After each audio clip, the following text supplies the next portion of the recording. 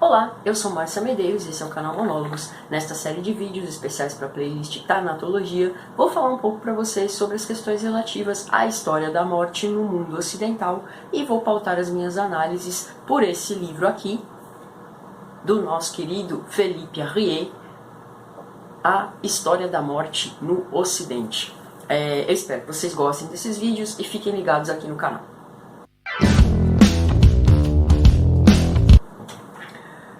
Como eu falei na introdução desse vídeo, vou trabalhar agora uma série de vídeos mostrando um pouco sobre a história da morte no Ocidente, sobre a história das atitudes em relação à morte no Ocidente, numa playlist especial aqui, uma série de vídeos especiais aqui para a playlist Tanatologia. E eu começo trazendo um pouco, sobre quem é a figura que está nos mostrando aí o caminho para estudar um pouco sobre a história da morte, o Philippe Arrier. Philippe Arrier é um historiador francês, nascido em junho de 1914 e que se formou pela Sorbonne. Ele é conhecido mundialmente como um dos melhores historiadores contemporâneos no campo dos estudos da história das atitudes. E dentre as suas obras mais conhecidas estão a História Social da Família e da Infância, em que o Philippe Arrier vai aí traçar os elementos que deram origem à representação da família moderna, inclusive para os defensores aí da família tradicional, valeria muito a pena dar uma olhadinha nesse livro, se essas pessoas conseguirem entender palavras com mais de 2 sílabas, e também O Homem Diante da Morte, que é uma brilhante pesquisa em que ele analisa uma série de elementos pertinentes à história das atitudes em relação ao processo de morte e morrer no cenário da cultura ocidental. Nesse livro aqui, que é o que embasa a nossa série de vídeos, espero que esteja bem enquadrado, que as pessoas estejam conseguindo ver a capa do livro, a História da Morte no Ocidente. Nesse livro aqui, o Philippe Arrier vai se utilizar de uma infinidade de fontes para trabalhar sobre a história da morte, desde textos literários, iconografias, inscrições em túmulos, e a partir daí ele vai mostrar as transformações operadas em relação ao processo de morte e morrer, em relação às atitudes para com a morte, desde a Idade Média até o mundo contemporâneo. E nesse vídeo eu vou fazer essa introdução de como que se processam aí as atitudes diante da morte, principalmente em relação ao período do universo medieval, tendo como base a cultura desse momento histórico, principalmente o texto literário. E o primeiro ponto que a gente precisa considerar é que as atitudes diante da morte, elas constituem aspectos que envolvem a mentalidade das pessoas. Essas atitudes diante da morte, elas fazem parte daquilo que se chama história das mentalidades. Esse processo histórico, a percepção das questões que acompanham a história das mentalidades, elas ficam impressas naquilo que nós poderíamos chamar de longa duração histórica, e evoca coisas que aparentemente não se alteram, mas que, se a gente for analisar assim, de uma maneira bem peculiar, bem com calma, a gente vai ver que houveram sim mudanças, inclusive nesse oceano abissal que envolve aí a história das mentalidades. Mas essas atitudes, como eu falei, embora elas pareçam perenes e permanentes, elas se alteram sim.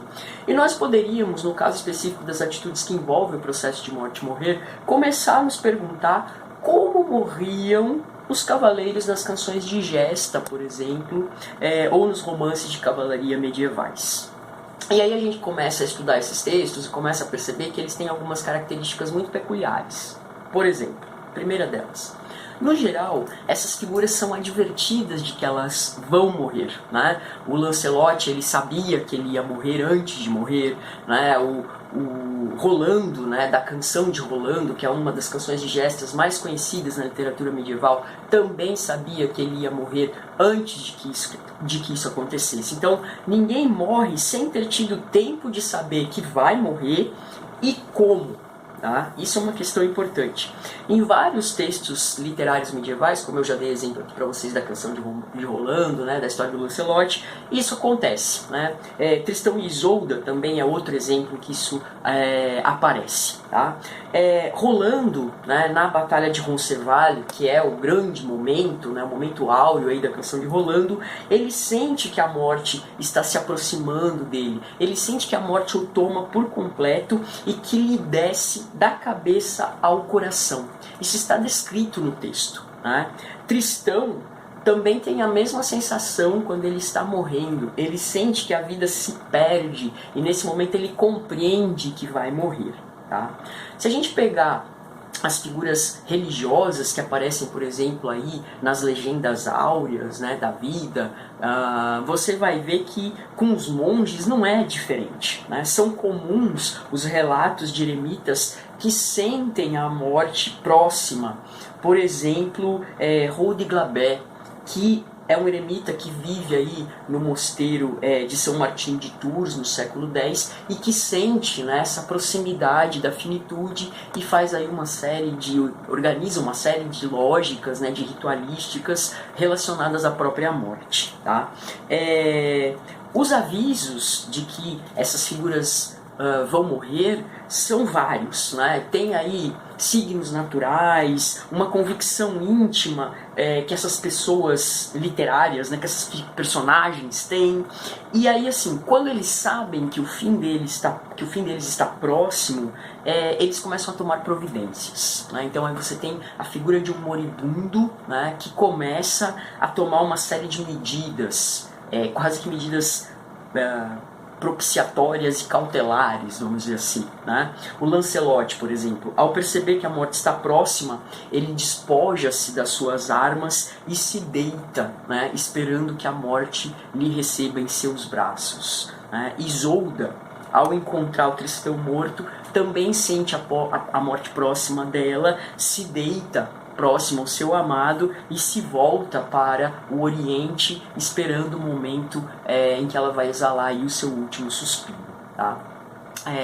Turpan, que é um personagem aí da canção de Gesta, a canção de Rolando, né, também em Roncesvalles, ele espera a morte deitado com as mãos cruzadas sobre o peito. Né? A mesma atitude é vista nas estátuas de jacentes que vão ser características da arquitetura funerária do século XII. Tá? É uma atitude ritual que inclusive passa a ser prescrita pelos liturgistas do século XII. Né? E aí vejam como você tem aí algumas atitudes que rememoram esse processo, né? Principalmente se a gente lembrar que uma das posturas que mais é comum da gente observar contemporaneamente, né, nos velórios, é que o morto ele vai estar jazendo, né, com as mãos sobre o seu peito, rememorando aí esse processo medieval. Tá? Tem um texto medieval que foi escrito por um bispo chamado Guillaume de Mende, que preconiza justamente essa imagem. Né? Diz o texto: o moribundo deve estar deitado de costas, a fim de que seu rosto olhe para o céu. Então é uma perspectiva, né, de alcançar essa Jerusalém celeste e de uma certa maneira aí articular essa passagem. Tá? Um outro ponto importante que a gente precisa observar aqui, né? Então, além deles serem aí, vamos dizer assim, avisados, né, advertidos de que eles vão morrer, existem atos cerimoniais que devem ser cumpridos para que ocorra aí uma boa morte. Tá? O primeiro desses atos cerimoniais é o que a gente vai chamar de lamento da vida. Né? O que é isso? Normalmente é uma evocação muito triste, muito discreta dos seres e coisas amadas que essas figuras vão deixar no momento da sua passagem, né, desse mundo para o outro mundo.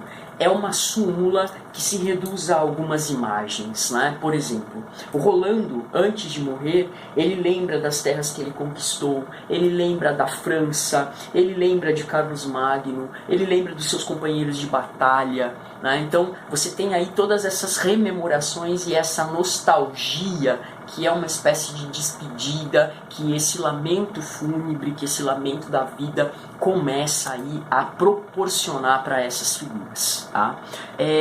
Outro ponto que a gente também vai observar nesses atos cerimoniais diz respeito ao perdão das pessoas que rodeiam o leito do moribundo. Né? Por exemplo, Olivier, no momento da sua morte, ele pede a Rolando perdão por todo o mal que ele havia causado, e depois o herói moribundo, depois que o Rolando o perdoa, né, e o recomenda a Deus e a todos os que sobreviveram, aí ele consegue ter um pouco de tranquilidade. Né? Esse momento do perdão das pessoas que rodeiam o leito do moribundo é um momento que esses personagens têm e que aponta para a perspectiva de esquecer o mundo e de começar a pensar em Deus. Né?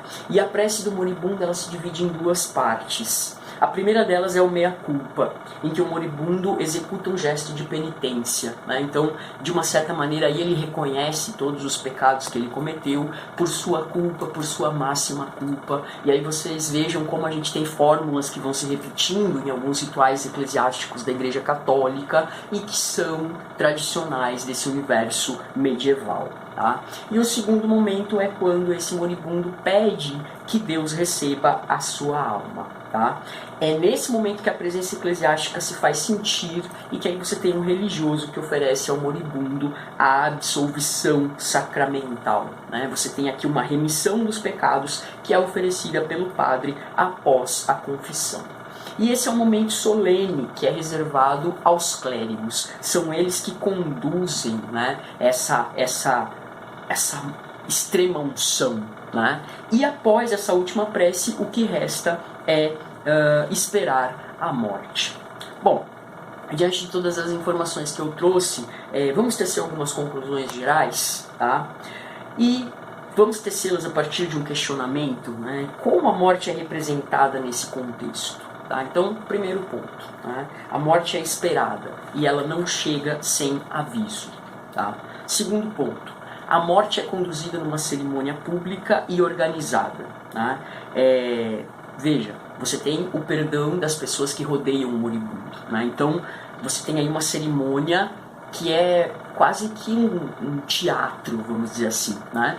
Caso o moribundo erre o protocolo, caberia aos assistentes, principalmente os membros do clero presentes, por exemplo, reconduzir o ritual a uma determinada ordem. Tá?